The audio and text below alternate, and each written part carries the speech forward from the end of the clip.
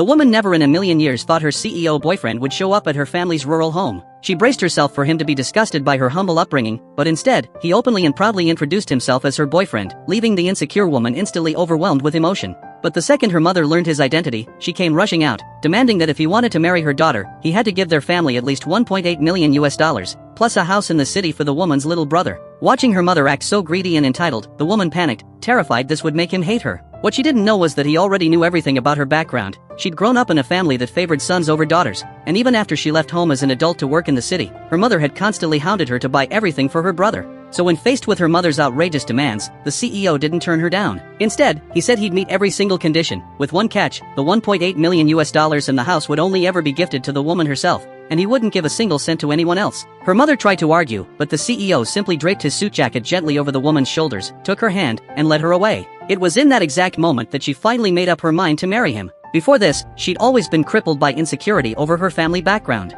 Even when the CEO had publicly confessed his love for her, she'd convinced herself he only cared about her looks, and that he'd break up with her the second he got bored. So she'd refused to face up to their relationship, even pretending to be a gold digger to make him hate her and leave. But he'd always seen right through her act, and knew deep down that wasn't who she was at all. It all started 3 days earlier, when the CEO's mother was browsing a luxury designer store. A snobby sales clerk saw her simple, plain clothes and immediately wrote her off as someone who couldn't afford anything. So she foisted the woman, a brand new intern, on her to wait on her. Unlike the rude clerk, the woman didn't treat her with impatience or disdain because of her clothes. Instead, she greeted her with a warm smile and walked her through every item in the store. When the CEO's mother took an interest in a handbag and reached out to look at it, the same snobby clerk snapped at her, sneering that a poor woman like her didn't deserve to touch the limited edition piece. But the intern had already put on her gloves, gently picked up the bag, and handed it to the CEO's mother with care. The woman asked her if she also thought she couldn't afford it, but the woman just smiled and said that even if she couldn't buy it, there was nothing wrong with admiring a beautiful bag. The CEO's mother was instantly impressed by her character, and decided to buy the handbag right then and there,